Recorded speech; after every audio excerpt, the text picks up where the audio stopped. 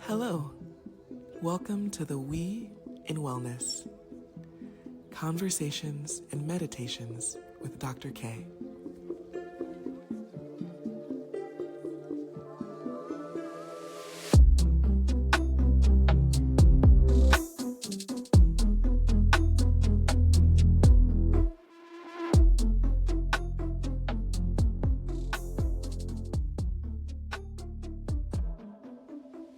Hello.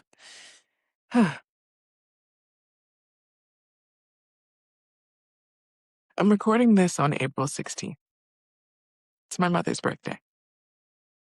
She was an Aries, which explains a lot now that I know more about what that means. Um, I don't always or don't often share my own journey with others. I feel like when you're in a healing space and people put you in that space, I'm supposed to have it all together. And then I come and I heal you. That's not how this works. That's not how I work. I'm in a healing space because, yes, I'm a therapist and yes, I'm a naturopathic doctor. But what I actually do is I guide people into themselves. Um, then I let them take a look around, see what's there. What do they love? What do they like? What do they struggle with? What do they need support in accepting? And then we walk back out. And I'm grateful to be in a season where um, more of my long-term, midterm long clients have been graduating, um, which is exciting. I longed for this day.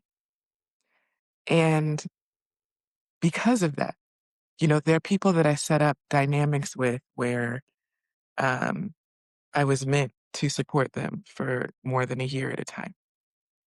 Um, every week, every other week, therapy work, right? But what I actually do, like I said, is I help guide people into themselves and then we walk back out. I'm a retreat leader. I am uh, a guide in certain ways. When people find me, that's usually what it's about. And because of that, um, I'm not going to be taking on private clients to do therapy consistently for weeks and weeks and weeks and weeks.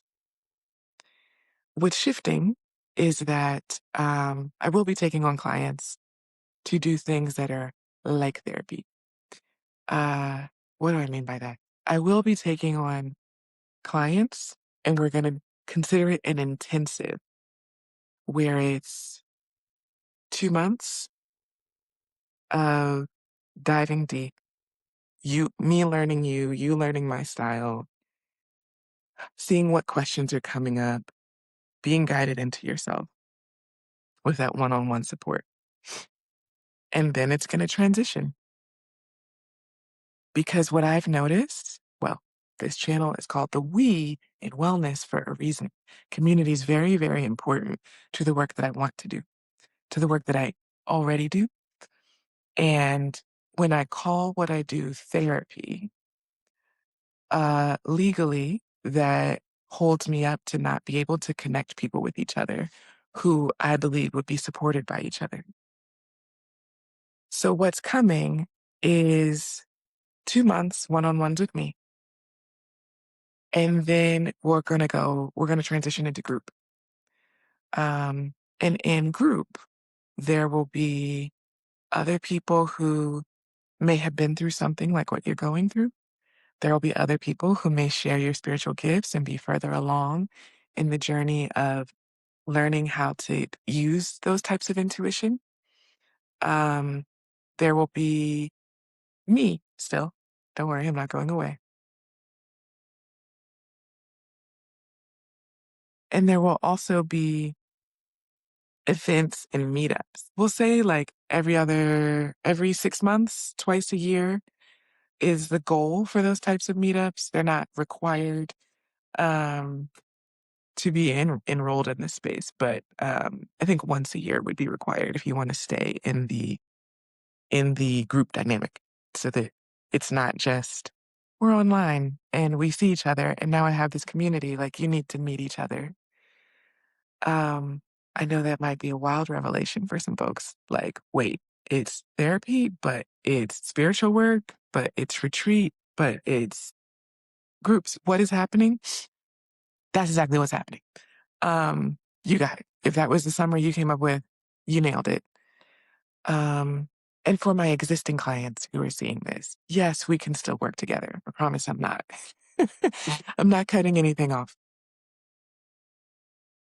I'm just suggesting that there's a way that we can all get through this in community. Because listen, the things that happen, like I end up with back to back sessions where I'm going to be very vague about this because of HIPAA, but I'll have a client who's like, oh, it would be great if we had an intern in this music marketing department that I'm in. And then my next client will be like, I really want a job in music marketing. And I can't do anything about that. Okay. Um, or I'll have something like um, someone who has a predictive dream that they don't know how to interpret, which is part of why they're seeing me. You know, they're seeing me for the mental stress of lack of sleep and all the stuff. And I'll be like, wow, I know someone who is working on their skills of dream interpretation and they're phenomenal. But like I can't connect them because they're not a resource of mine, they're a client of mine. And I have so many interesting, unique, connected, beautiful clients. And so there just needs to be a space where people can connect that they opt into. And to do that in those spaces, when we meet one on one, I have to be coaching and it's not therapy. Okay. Okay. I think we cleared that up.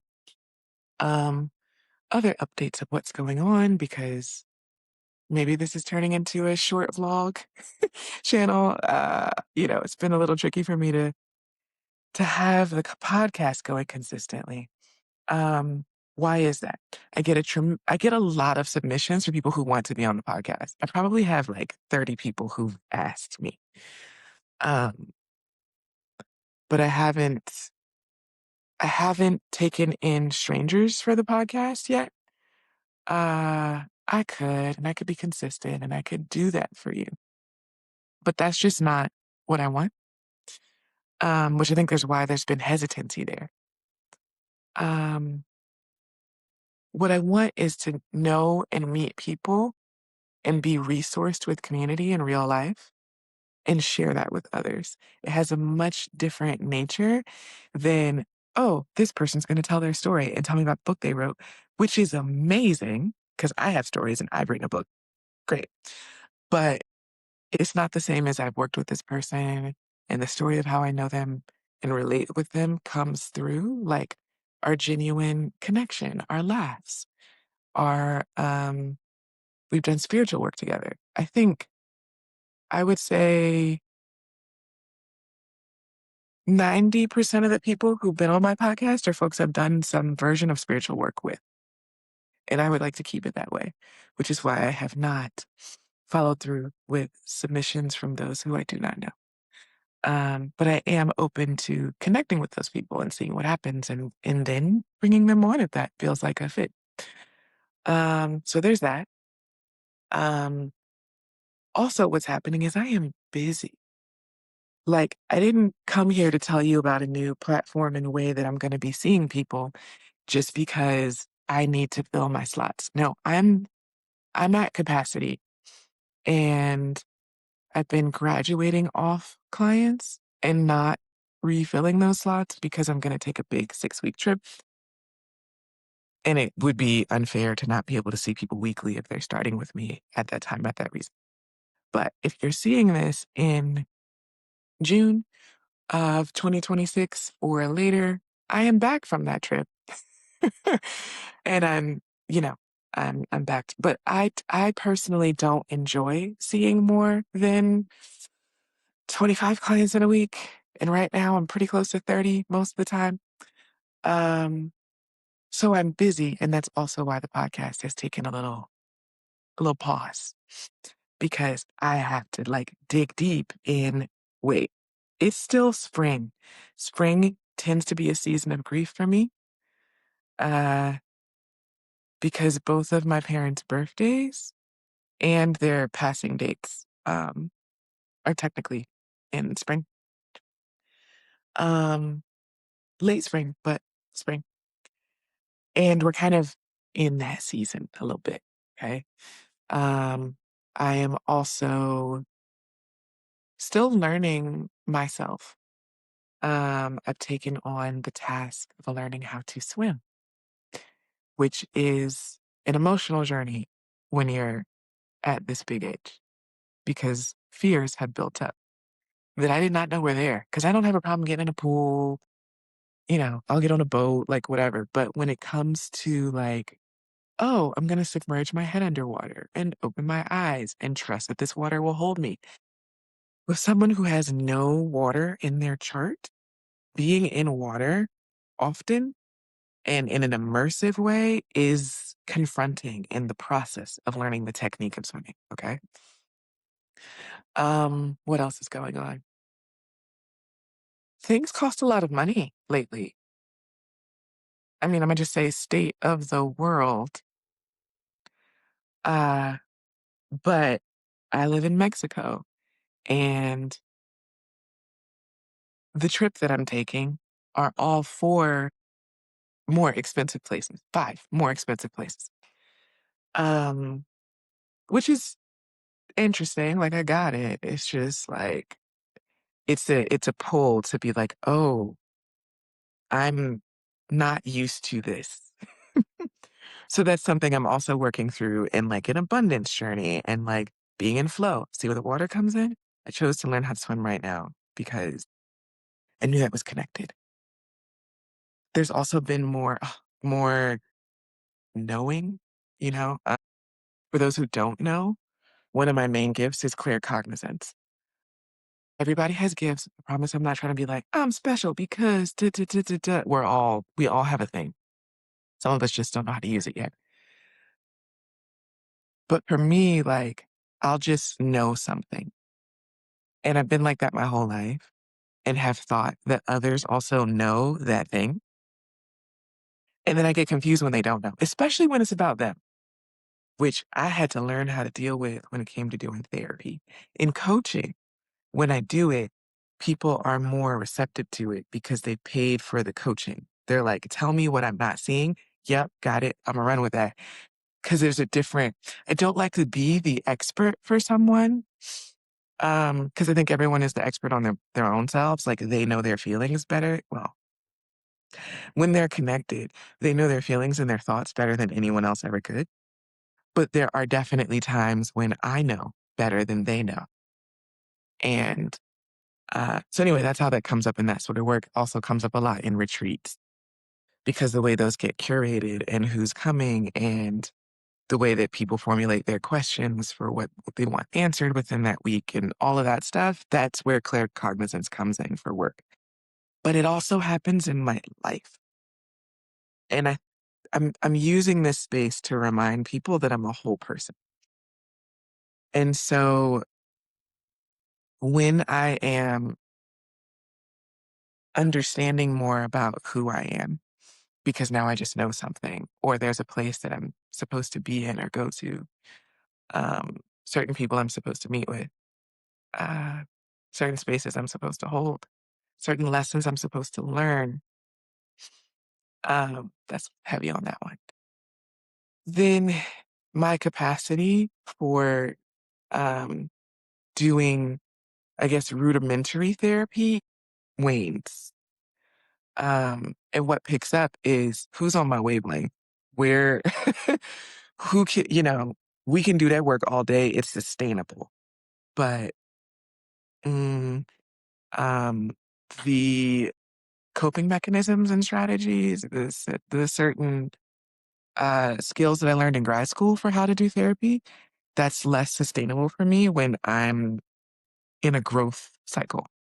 And I'm in a growth cycle right now. And my client list is thick.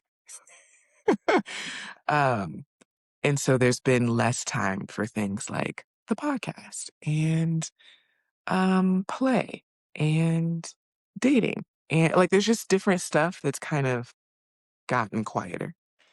Um, so all of this to say, I am publicly declaring that in the next 6 to 10 months, this is shifting. The the model in which I support others is shifting. And with that, um, I guess book your regular therapy now if that's something you're interested in. Um, and if you want more spiritually aligned sessions, you want more counseling in that space, you want more readings, you would like to, you want to go on a retreat, because this also happens all the time. Um, everyone, because when I announce retreats, I kind of announce them, but I also do a lot of private invites. And that's a way that I keep the curation list and the vibe a certain way. And what always seems to happen is people say, oh my God, I really, really, really, really want to do this. Timing is it's like, okay, to get the group together, I don't know. So it does always still work, by the way, because part of timing being in the way is part of one way that people are blocked to things. And we can work through that, you know. But I would love for people to come to me and say, I want to go on a retreat. I will be available in the month of July. And I feel called to Brazil, Mexico, Costa Rica, uh, insert place where you feel called to be in retreat. And I'm gonna just make it happen. That would be lovely. Or if you have a group of people that you want to be in retreat with and y'all been thinking about it, we should go on a retreat. We should go on a retreat. I am the person who you can say, hey, there's 4 of us and we want to do a retreat with just the 4 of us. I can make that happen. That's not a problem. I prefer um, cuter, smaller retreats anyway. When it gets to be 8 people or more, there tends to be like um, there's more themes to pick up on and more space to carry it whole. But I like a 1 to 2 ratio of facilitators to participants. Um, and if there's more than that going on, it's a it's a different type of space to hold. I can do it, but right now my preference is like very, very in depth, where you have a lot of support in that depth, which I will remind you, as I said in the beginning, I walk people into themselves and then I walk them back out after they've taken a tour of what's in there and learned and accepted and grown and fallen apart and put themselves back together. And then we go back out. And that is a little trickier to do when there's 8 or more people, even though I absolutely trust my facilitators. They're amazing. But I wouldn't want you to come and not have a lot of time with me. Okay, but that being said, so that's the shift in the model in the thing. Um, Sharing this on my mom's birthday because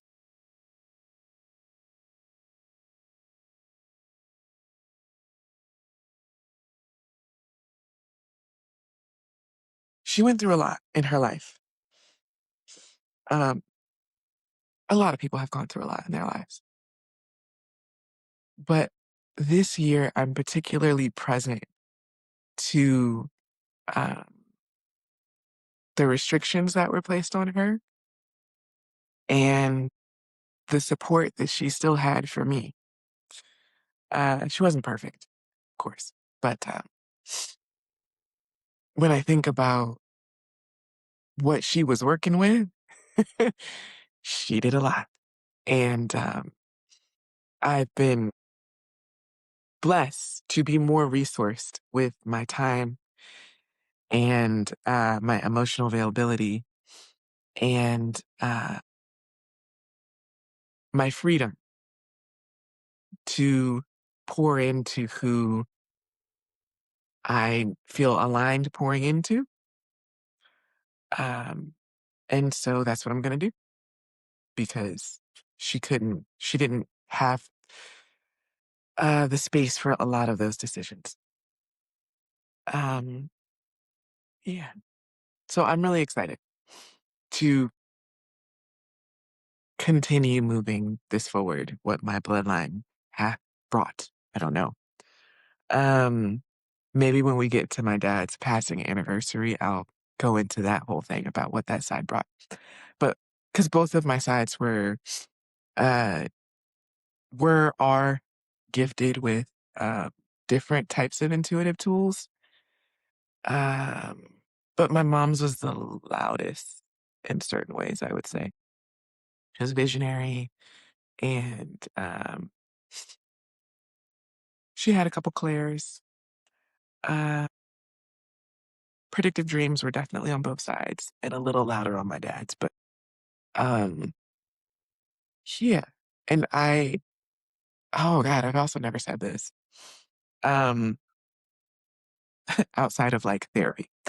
But being, why I say this,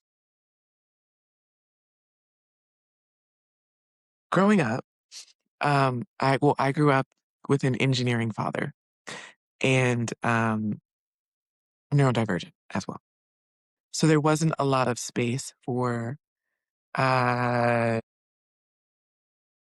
what could not be proven with science and what was not written in the Bible, which is a wild dichotomy, but because there's a lot of stuff in the Bible that's not. Anyway, that was the law at home. And my mom would know stuff or have an inkling and be like, well, I don't really know where it came from.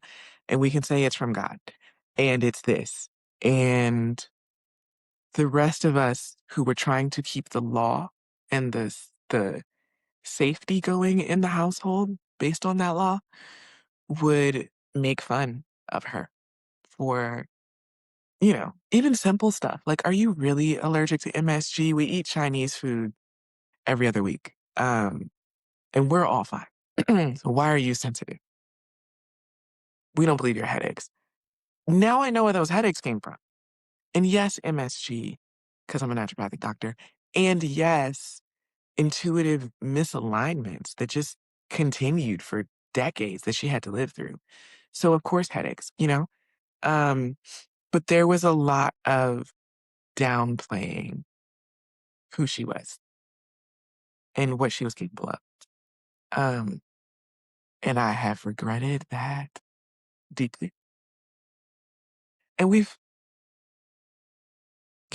I've my spiritual beliefs include being able to um, pray on the behalf of the departed uh, with whatever realm they're in now. It doesn't necessarily mean I get direct messages back. Some people do. I work with a lot of people who do. I don't think mediumship is one of my gifts. It hasn't come in yet, so that's fine. But with that, like I think I've worked to repair what was broken on this side of things. Um, and so yeah, when I can do something or ship something in her honor, um, and it feels safe to do so, then I do. Which brings me back to yes, today's her birthday. And I had no idea when I hopped on this camera that I was going to tell y'all what I've been thinking about with shifting the structure of my coaching, therapy, retreat leading space. But Now you know. Okay. I will hopefully see some of you very soon in my travels. Um, Others, feel free to email, reach out, talk to me if you have questions, or if you're like, I do want to do a retreat with you, and this time would be great. Um, there is still one coming up at the end of May that I might push into the beginning of June because I can. um, that one's in Costa Rica. Really excited about that. And I'll be there regardless because I can. And then, yeah, I'm feeling more clear and more safe. And I wish that for you too.